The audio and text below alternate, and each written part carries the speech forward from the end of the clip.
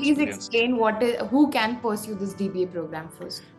In my which DBA? So different DBAs have different requirements. Okay. Most DBAs, Yes, of minimum undergraduation will be needed.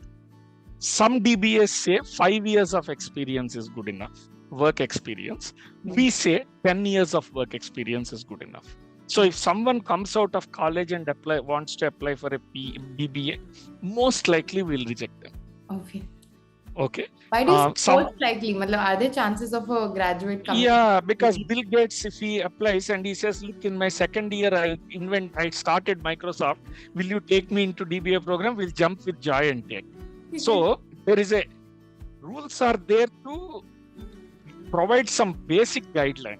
So someone who has been an outstanding entrepreneur, we know this guy has enough real world knowledge. He doesn't have to prove it with 10 years of work experience. I'm fine with that, right? That's why I'm putting most likely. Whereas undergrad, unfortunately, is mandatory. Even if you are a genius, even if you are Isaac Newton, you don't have an undergrad degree, I can't take you because universities are too bureaucratic to accept someone for a PhD. At least not honorary doctorate, but regular doctorate. You have to have a undergrad degree. So anyone with undergrad, with a certain years of experience can go for DBA. Anyone with an undergrad can go for PhD. So where does the intersection happen?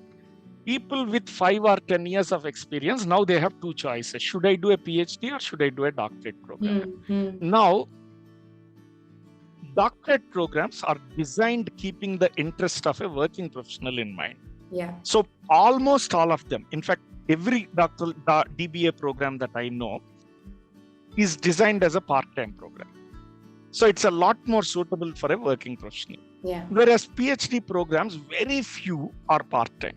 Very few. Most of them you have to spend full-time. So working professional directly has a negativity there, right? You can't resign because you have other responsibilities also. Yeah. Nowadays, there are part-time PhD programs and DBA programs. Now, there is a stiff competition. Which one should you choose? You have to look at the specific program to see whether it meets your requirement or not. Yeah. So that's part-time PhD for working professionals and DBA for working professionals. Now, typically DBA is designed for continuing an enterprise or taking an adjunct faculty. Part-time PhD is a lot more academic, so people pick between them. I think you cleared that. Some questions. Yeah. I think because see, there are a lot of people and entrepreneurs who just want the title of doctor in front of their names. So I think they can go for DBA programs if they have work experience and everything, and they don't want to just learn and just do the research and then get if they particularly want to do it part-time, right? Because they are doing something else also. Yeah. And on this, can I take 2 to 3 minutes? On this question? You are absolutely right. In India, we approach education like an asset building activity. Okay. See, why did I do my bachelor's? My father told me, if you did BTech, your life will be set. I really didn't know what job I will do, whether my career it is aligned or not, or any of those things, Okay, it's like buying a land, buying gold. Not that I will wear ornaments with that, but rate will go up some. Yeah. Someday I will benefit from it. We approach education very correctly. So we are a middle class country, right? So that's one of the best possible ways for us to move up in the life's ladder.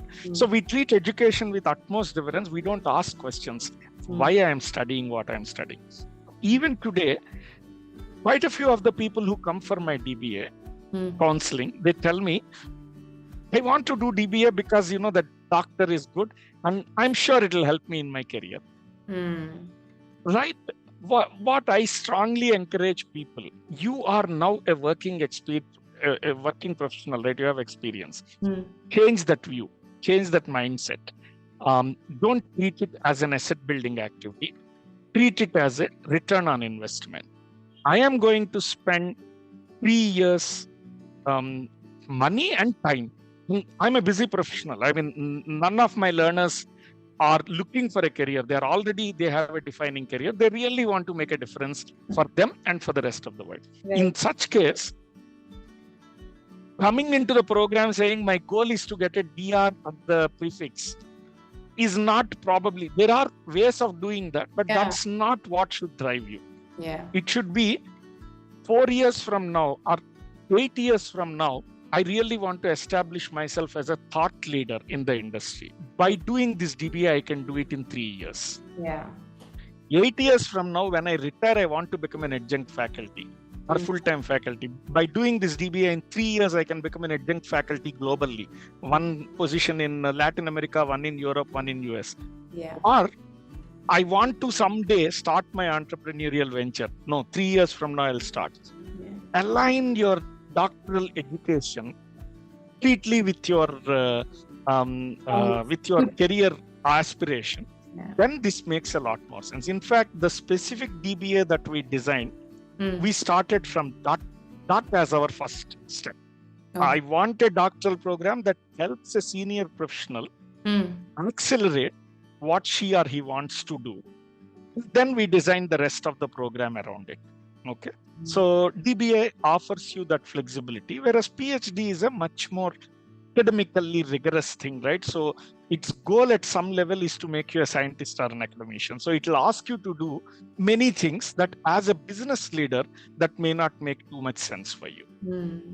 Right? So that is, sorry, a bit longer to address that question. It was needed, sir. Like this explanation also add to our question of whether you should do a PhD or you should do a DBA program. Yes. I think you very well explained this.